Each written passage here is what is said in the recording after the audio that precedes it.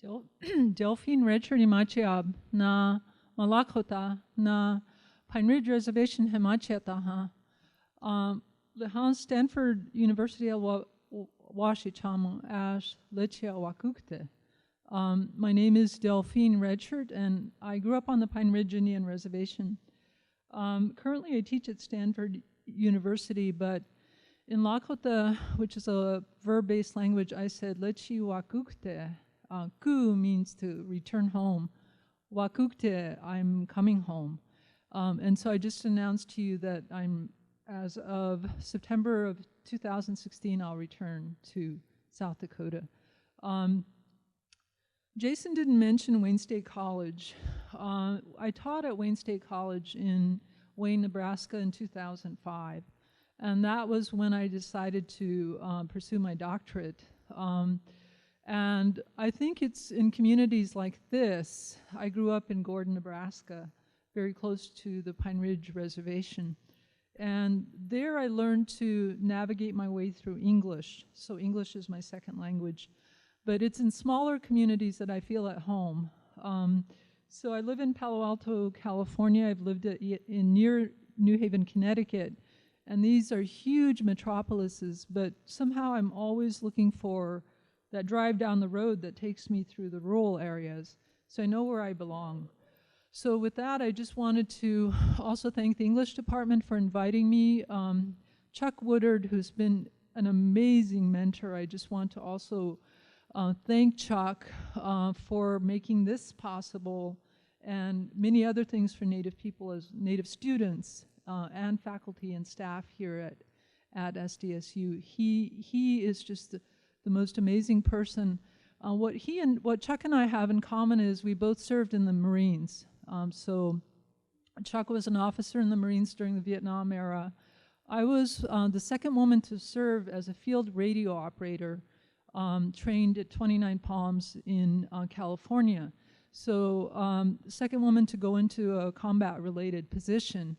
So I trained with mostly men in 29 Palms, so I know how to respond to an officer. So Chuck and I have gotten along very well. So with that, I'm going to go into the topic today, and I'm scheduled today to speak with some up-and-coming, amazing Native scholars. And what happens when you're a Native scholar, when you're a scholar of any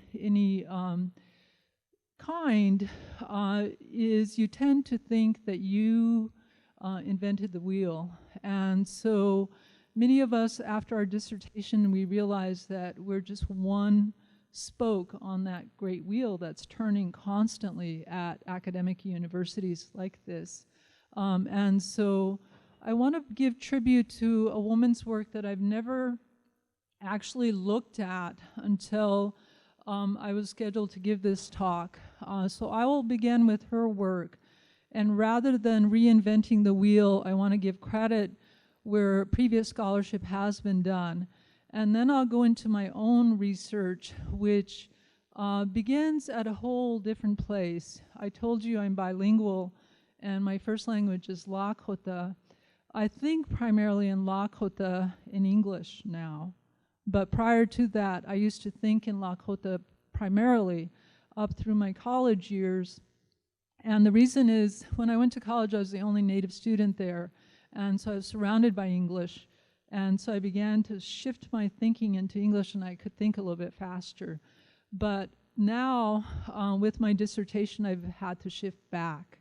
And so that's where I, like the scholar I heard this morning, I began to take my own sort of experience and cultural experience and turn it into scholarship that's fairly unique. So I'll begin with Ella Deloria.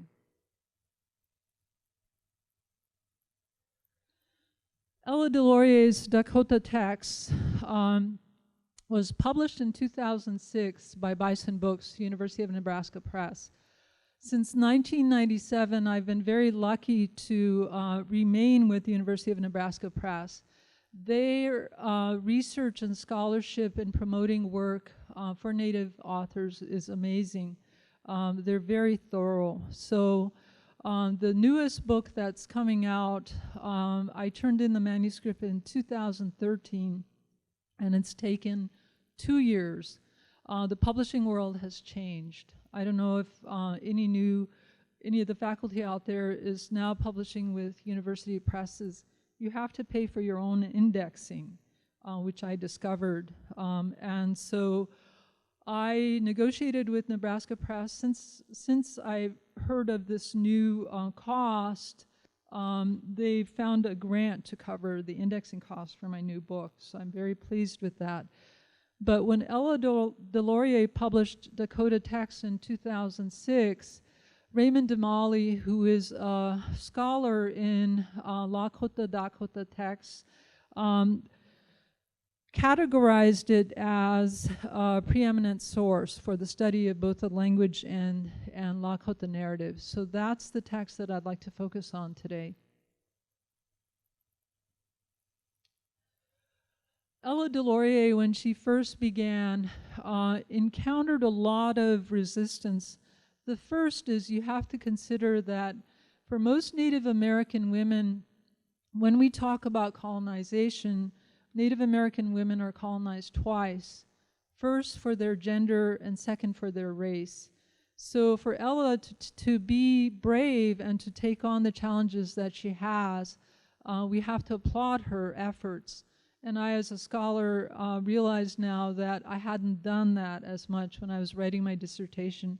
I did not go near her work for fear of being influenced in some way, and now I stand back and I give her tribute and some respect that she deserves. But her work, when she began, was not widely distributed. So you can see there, it had a very small sort of publication history until Bison Books published it in 2006.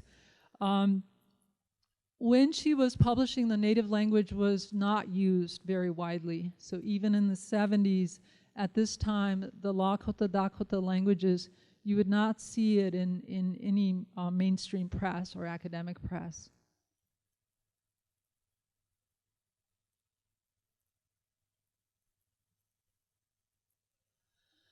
I want to focus on her work today because she was one of the first, and I call her a scholar. Ella never received a doctorate. Her her academic background only included a Bachelor of Science degree, but at the time she was considered a highly educated woman. And so when I look at her work today, I look at her categories and I'm thankful for them. At the time that I was writing my dissertation, I did not look at her studies. Again, because I wanted to come up with something that was uniquely my own, I only looked at Lakota text. So Ella identified two categories. The first is Ohukaka, which are the oldest stories.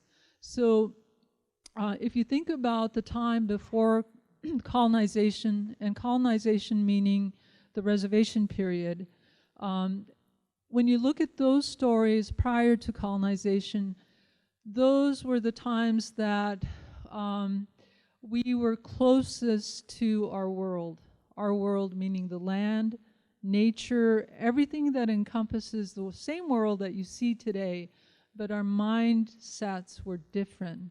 The way we looked at life was different. Our philosophies were different. So you could almost say we were a different people. And the reason for that is that we lived in one language, which was Lakota.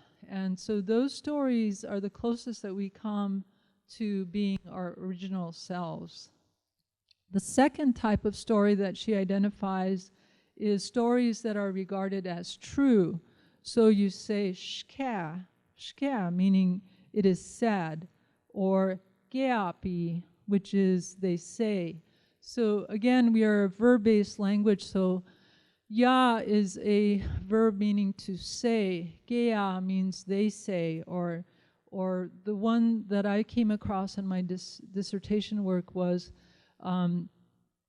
similar in that way, but these are stories that are similar to what you see in legends or stories about legends of locality.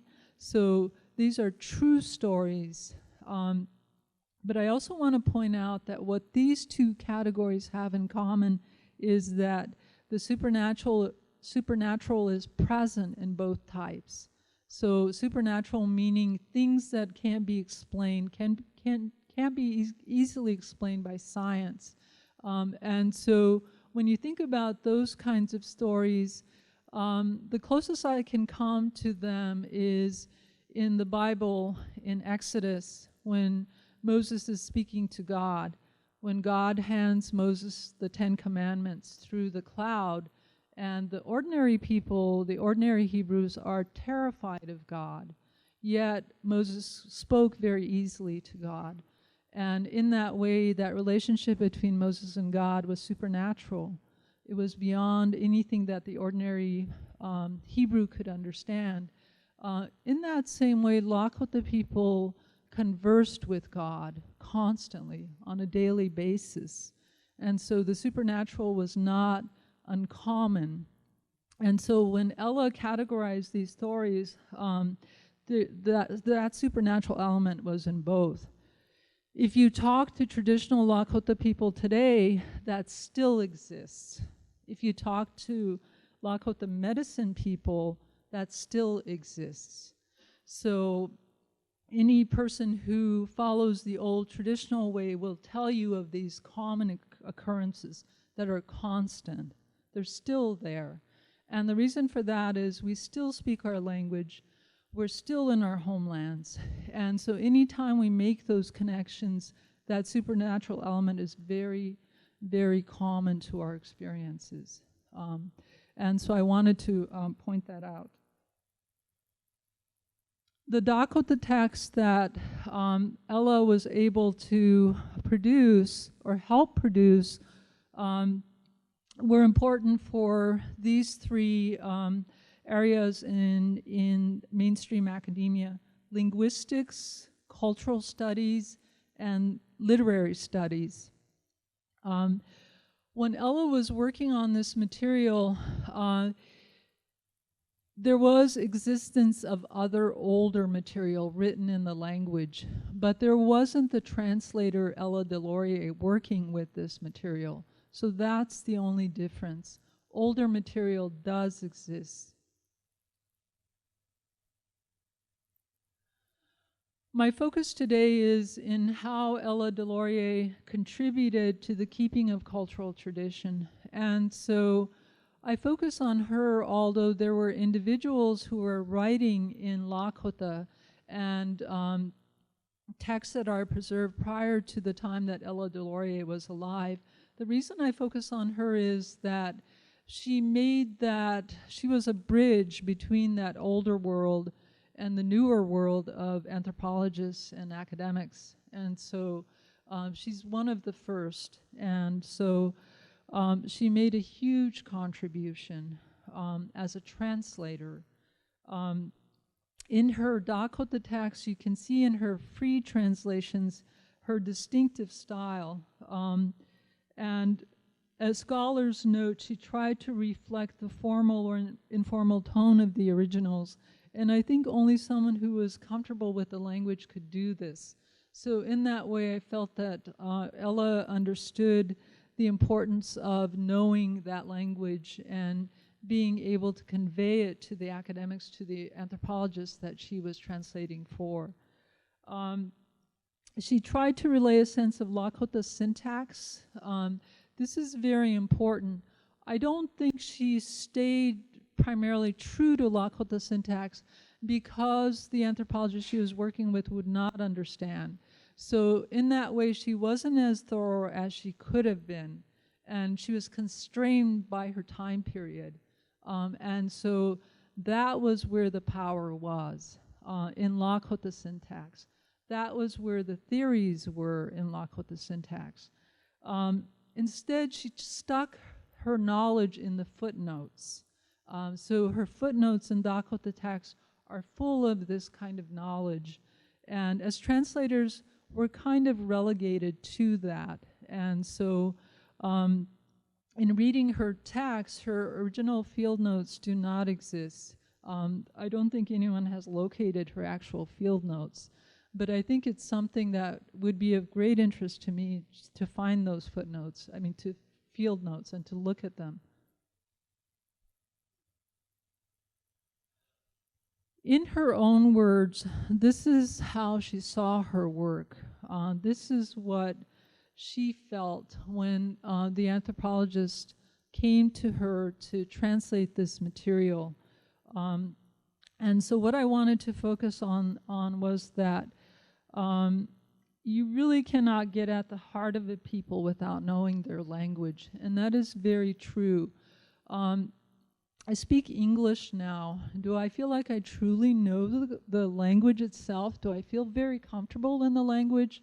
No. I feel like it's a language I've learned, it's a language I've learned to use, but I cannot, if I have to express something, it's usually in Lakota. So in Lakota, everything is expressed with the heart. Chante, we say, which is my heart. And so chante mawashte, which means I'm happy, my heart is happy. And so that's the way I view things. When something makes me happy, I tend to kind of immediately, instinctively touch my heart. And it's just because it's where my true feelings lie, in my original language. And so I feel like Ella actually knew that, but she could not, again, she was limited. She was a colonized person. She was in a world where women were not to be assertive, and so she couldn't really assert her knowledge on what she knew.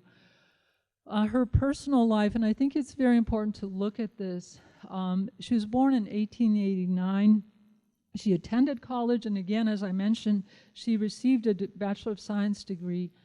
Throughout this time period, while she was in New York City, she was introduced to Franz Boas, who was studying our language, and that she worked for him in translating some documents, but she really didn't feel that she had a relationship with him. That is, there wasn't a friendship, there wasn't a mentorship or anything like that. Franz Boas was paying her, so for her it was a job. And that's the way I think she viewed it throughout her life. Anytime she did work, she expected payment.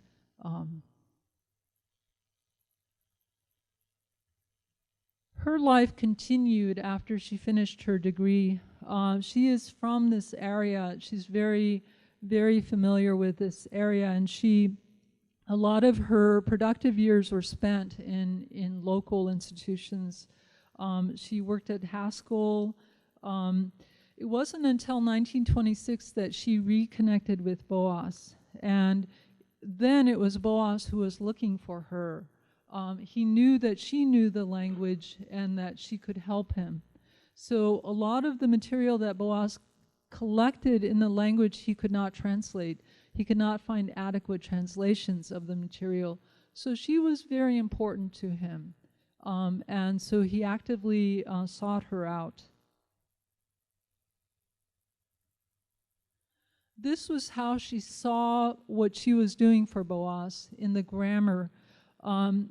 What Boas was probably trying to get at was the meaning of the content of the material that he had, and she was his only tool. She was the only way he could get to that material, and so he knew that, and he actively worked with her.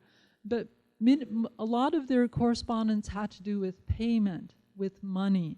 And so again,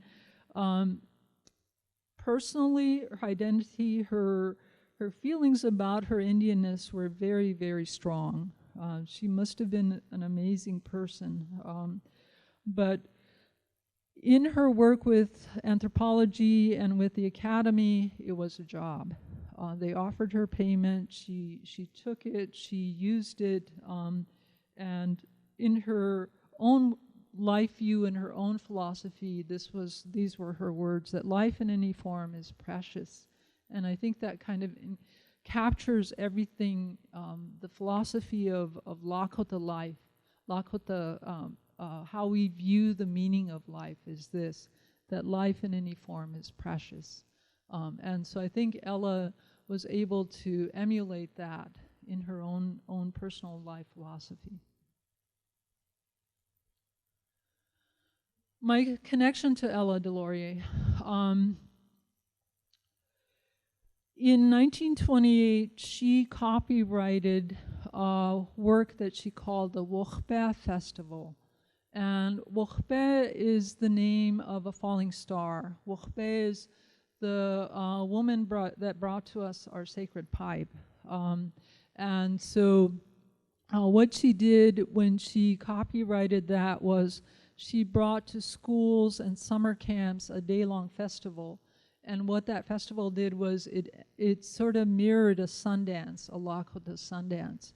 And so the material for that she obtained from Franz Boas.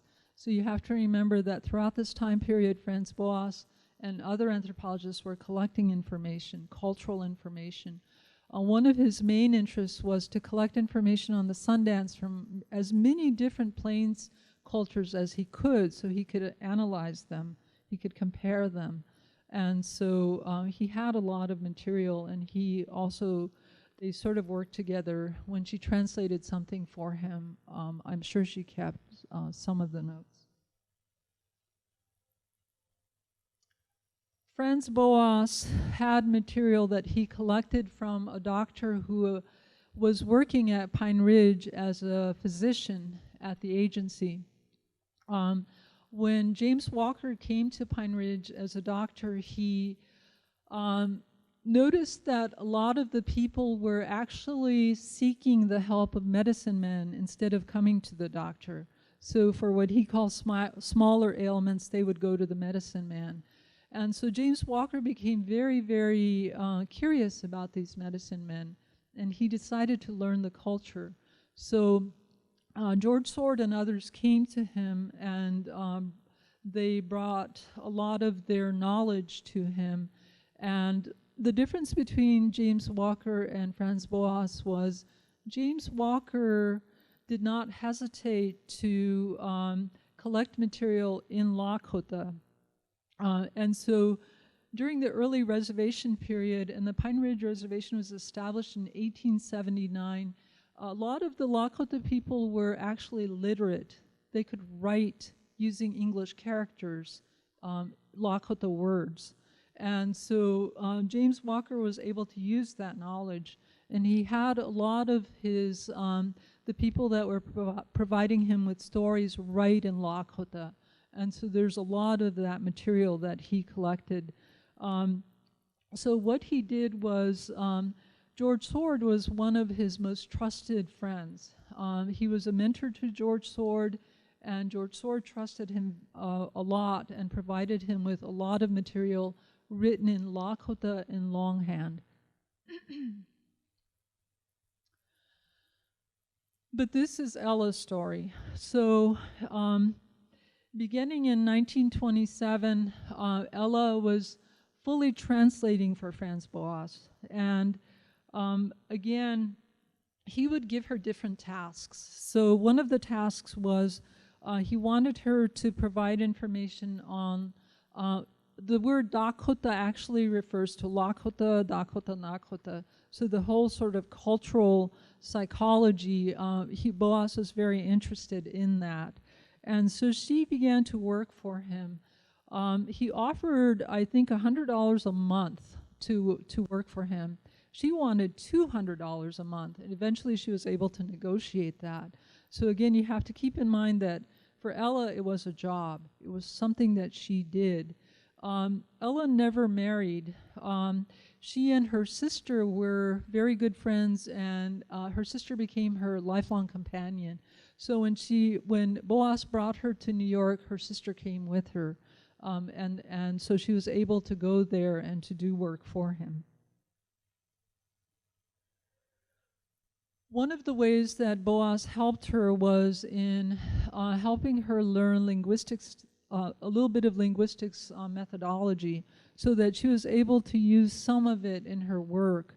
And so She was able to look at the grammar, but in some ways, that was where her work ended. I think because she viewed it maybe as a job, she would provide the translations, and that was the finished product. So here's the finished product, here's a translated text, and it stopped there. And Boas only wanted to see the content. And so once he got the finished product, which is a story translated, that's where it stopped. And there was no incentive to go beyond that. And she was not trained fully in linguistics, so she was not able to go the next step. As Boas became older, he sort of stepped back, and so she began working with Ruth Benedict. And so one of the things that she did for Boas was Dr. Walker had a manuscript from Pine Ridge on the Sundance that he couldn't get the proper translations on. One of the things that Walker ran into problems was that sometimes when he needed text to be translated, the translator would instead take the text and give him his version of the story. So it was never actually the text itself that was translated. It was the translator's version of the story.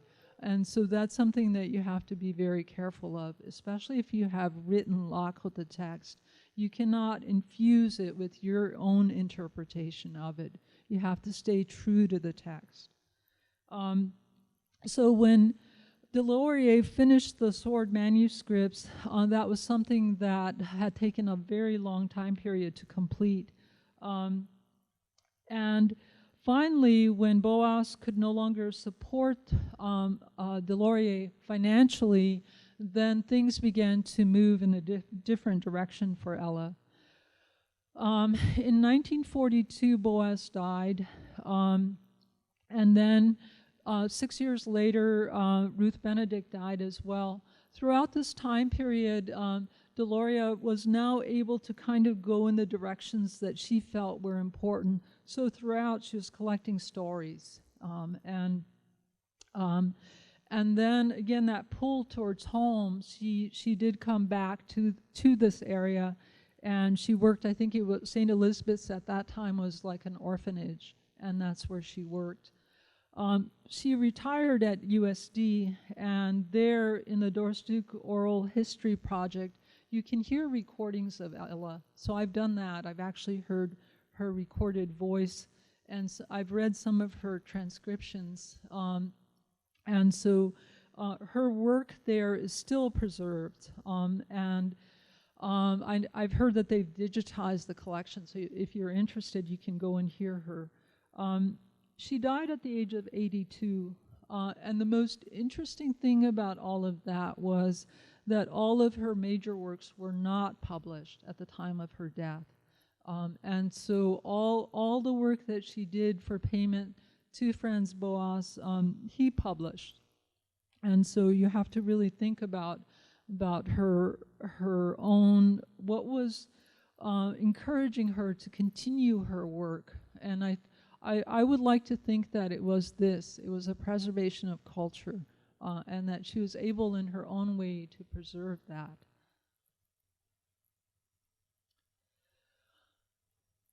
Up through the time that Dakota text was published in 2006, non-Indigenous, non-Native American scholars working with Indigenous texts and Indigenous literature looked at her work, and these were the kinds of things that they said about Dakota texts, that these were texts that were retold not for Western audiences, that they followed structures and devices for Lakota storytelling, and they talk about the unique way stories were put together.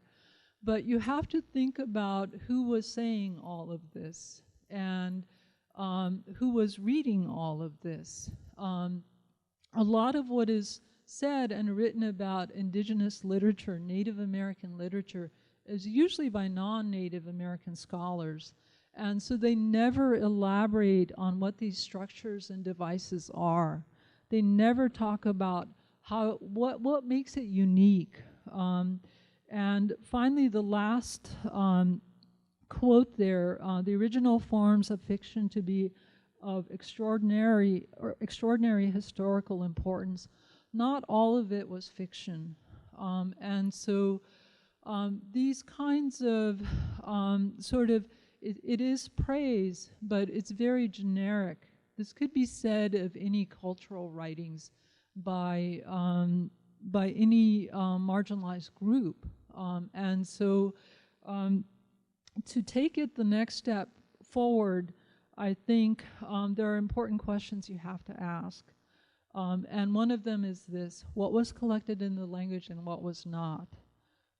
So if you ask that question, then you look at Deloria's work, and she did not have access to sound recording devices in her fieldwork, so she took down the stories from dictation. And that's very difficult to do. And so you have to really think about that.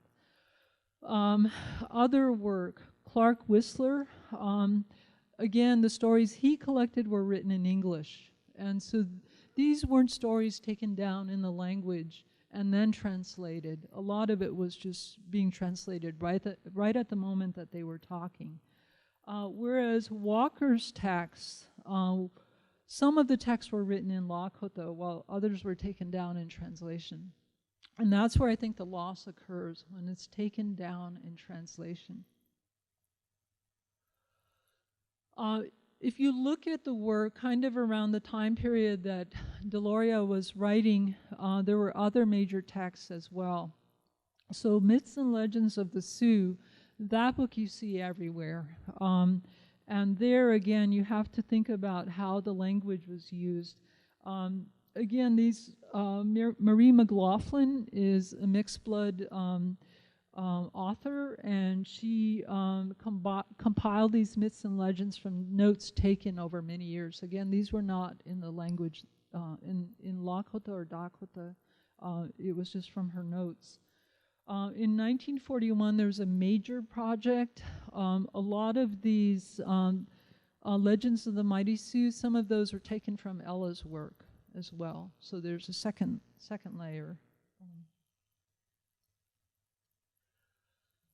So now, as I stand here as the next sort of generation of Lakota scholars looking at this work, looking at our stories written in the language, I have to really thank my grandfather who lived with us and who, because of him, I had to learn to speak the language because he couldn't speak English. And so much later in my life, I was still speaking Lakota. And so what that has enabled me to do is to look at Lakota text, handwritten Lakota text, and to actually look at the original forms of these stories, not through any translation. I would not look at Ella's translated copy of Franz Boas's Lakota work. I would go strictly to the Franz Boas's Lakota work. I would bypass Ella Deloria. So I'm very unique in the ability to do that. And so that's what I based my dissertation work on. Was I went directly to George Sword's work. I analyzed it. It took me a whole summer to learn to read his handwriting. When I first looked at it, I was very, very depressed. I thought, how can I read this writing when I can't even read, some of my own handwriting? But over the course of a summer, I became familiar with it. I familiarized myself to it. And so I was able to look at the text and to look at the cultural style of George Sword's work. And then as time went on, I began to realize that these stories that he recorded in handwriting were not his, but that they belonged to the culture. So I will shift over to my own work that I've been able to do. And in my work, I did not rely on any translations. I went directly to the text. So George Sword composed 245 pages of text in Lakota using the English alphabet. So some of the English alphabet we don't use. One is the letter R. And so George Sword used the letter R to represent the guttural sound. So our word for the Black Hills is che-sapa, che-sapa. So that guttural sound, the H, George Sword would use an R. And so I also had to familiarize myself with his diacritics, or his use of certain letters in English that we don't use. He replaced Lakota sounds with those English letters. Again, we have to think about content versus process. And so when I was doing my work, I looked at earlier scholars and the work they were doing with text, and primarily the sort of Greek translations of the Iliad and the Odyssey, and kind of look at how that work could be analyzed and how I could use that model to look at how Lakota text could be looked at if it were deemed oral tradition.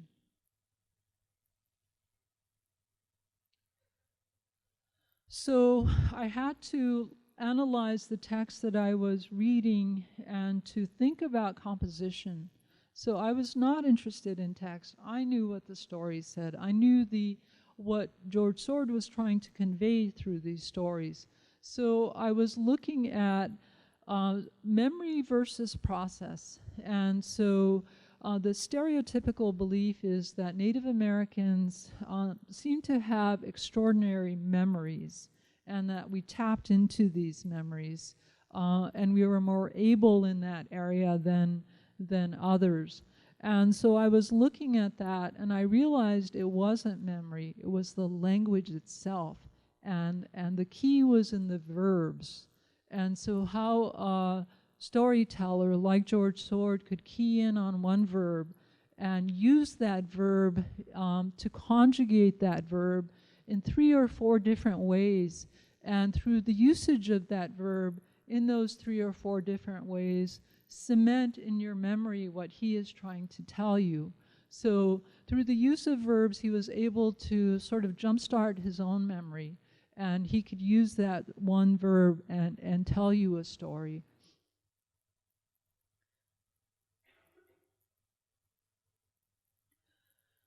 So my work, and again, although it's more linguistics, my background is not linguistics. At the graduate level, I took one course in linguistics, and that I was able to use that knowledge. And a lot of my work at the University of Arizona in Tucson, I was introduced to a lot of different tribes. And so I was able to see how they use the language and how we could benefit from each other. And so I was able to be very comfortable in my own knowledge of my own language, because I knew that there were others like me at the university. And so within that, I was able to use linguistics in a way that served me as a person who was interested in oral narrative and to preserving those sort of the parts of that could help the next generation as we try to reintroduce the language in language preservation. My methodology, my work, it was primarily historic documents, but we're all familiar with ethnohistory, the kinds of studies where you combine culture with history. And so I was able to do that with these documents, and to because they were in the original language, I was also able to use that knowledge and to kind of look at my question at the time that I was trying to answer was, how do you define Lakota literature? Because I felt like we had not yet started the process of defining Native American literature. I don't think we're there yet as well. And so I was going to sort of back up from that question and look at our own literature, Lakota literature. And if I could answer what our literature is comprised of, maybe I can help in defining what Native American literature is. So in that process, what really helped me was the manner in which George Sword told his stories and how he composed those stories. And through this practice, how he actually was conveying Lakota cultural practice in the way stories were told. And so growing up, I was aware of that whenever it was time to tell a story, and the stories I grew up that I was familiar with are the Iktomi stories. Those were told to us. And when the person telling the story would go into a whole different language and whole different sort of, even in the stance when they were going to tell those stories. So I knew that we used language in different ways, that there was a language for storytelling and there was the ordinary language. So even as a child, I was aware of that. But in defining the kind of stories that George Sword was telling, it was even more important for me to articulate that. And so we know that most Native American cultures use this special language that they've set apart for that special purpose. And so that was what I was trying to get at in focusing on the verbs.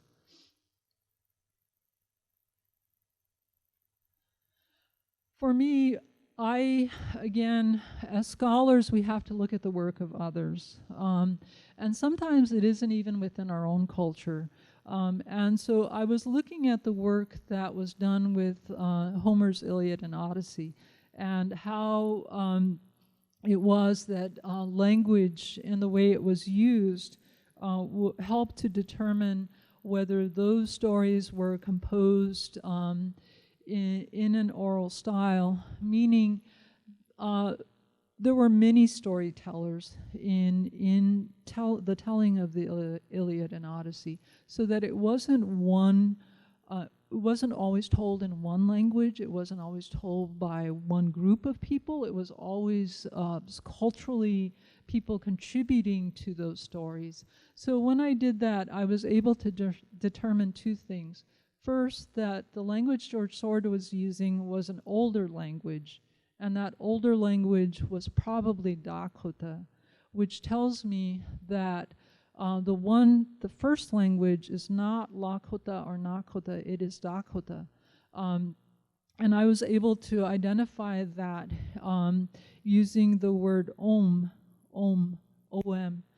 And om is, in Lakota we say ob, it means with. But in most of George Sword's stories, and George Sword is Lakota, he is from the Pine Ridge Reservation, he's from the Oglala Band. Why he would tell these narratives and use the word om, and use the M instead of the B, it was an older, archaic language, similar to what has been identified in the Iliad and the Odyssey, that some parts of that story are very old, archaic language embedded into newer language. And so through George Sword's work, through his 245 pages, I was able to determine this, that some of it was really old language, and that old language was actually Dakota. So that was the first thing I was able to identify. The second thing I was able to identify is that in terms of the manner in which these stories are told, and as you saw Ella's two categories of stories, and in George Sword's, I think that there would be a third category, and this is what the third book that's coming out in 2016 identifies as warrior narratives. And so in that way, they are exactly like the Iliad and the Odyssey. These are stories that talk about the way the warriors lived, the way they conducted themselves, the way they organized themselves. And so our political structures were organized according to the way the warriors organized themselves. And so they are rich in that detail. They are rich in that knowledge that, in fact, we were warrior societies. We were the fiercest warriors. We were probably the strongest people on the plains in that time period. Our territory extended from Spirit Lake all the way to the Bighorn Mountains. That's a vast amount of land. And these warriors were able to do that. They were highly disciplined. So in George Sword's work, you hear about these men lining up. They followed each other. When they believed in the leader, they believed in a leader. They didn't always follow that leader. If you disagreed with the leader, you were free to move on. But I think what that tells us is these stories are not commonly published because we were a colonized people. We were not supposed to be, we were a mighty foe, but we were not supposed to be known for that. And so it's almost like they went underground. And so when that book is published, when those stories come out, it's a whole different, it's far different from what Ella and others have identified as colonized peoples. It's a whole different era of Lakota people, Dakota people wanting to seek decolonization, and for no other purpose than for survival. Survival of our language, survival of our culture, and really a celebration of your heritage as Americans. I think that to celebrate the culture of Native Americans honors you. And so I think that's why this kind of work, what's happening in academics today and decolonization work, it's just that. A good example is New Zealand. Look at what is happening there. When the people honor the Maori heritage, it's their national heritage. So I just wanted to talk about those two things. One is this idea that the Dakota, Lakota, Nakota people were one at one point, and that it is the Dakota language that is the oldest. So the rest of my study, I identified formulaic patterns inherent in the language. So I give you lots of examples in the text. And then I was able to identify scenes or themes. So one of the most important is Black Elk's vision. Who has read Black Elk's, but Black Elk Speaks? His very first vision in that is actually a story that is thematically similar to other stories. So George Sword identifies it. And so that sort of seeking a vision, going into another realm and coming back with a lesson for the people at home, that's very similar. So I was able to identify those kinds of scenes and themes. And so the major question in my work was identifying this tradition. My conclusion after examining Sword's work was that these patterns did originate from a Lakota oral tradition. So the book talks about that and gives you, again, lots of examples. Are we able to use what I've identified to determine whether any given narrative in Lakota oral tradition is oral or not? Yes. Again, looking at Black Elk Speaks, looking at other texts and finding that same sort of story. And my dissertation was to examine Sword's work and to identify again those patterns, the formulaic patterns that I saw in it. And again, the main focus was to identify what Lakota literature is. And the bigger question is, what is Native American literature? In terms of defining our own oral narrative, At this point, I would say a starting point is Ella Deloria's work. But again, you have to look at how colonized is that individual. So if you're looking at Dene work, the Navajo, among the Navajo or among the Blackfeet, you have to really look at that individual and that tribal sort of cultural, the cultural background of that person, and to think about colonization and to think about restriction and to wonder how free that individual was to actually study his or her culture and language. And so it's something that we need to do still. The work continues. So when that text comes out, George Sword's Warrior Narratives in 2016, it's going to change the game. It's going to change the whole direction of what we look at in terms of Native American literature. And it's going to make the assertion that language is everything. Language is culture. And so it's going to require that tribal writers, tribal scholars have to know their language to some extent, especially in literature. And so I know I'm running short on time, so I'll try to move a little bit faster, and maybe I'll have some time to answer questions. But the big question is, we come back to this: how do you define Native American, American Indian literature today? And so through my own work, I have to make the assertion that it's in the language itself. And so the topic of this talk, where did we begin? Most likely with scholars like Ella Deloria. Where are we going? Most likely with the maintenance and the revitalization of our languages. And a lot of us have a lot of material written in our languages, and so we have to turn to that, not through translators, but we ourselves assuming the task of translating them for our tribal members, for our communities. So I'll end with that. Thank you. Pilamayapi.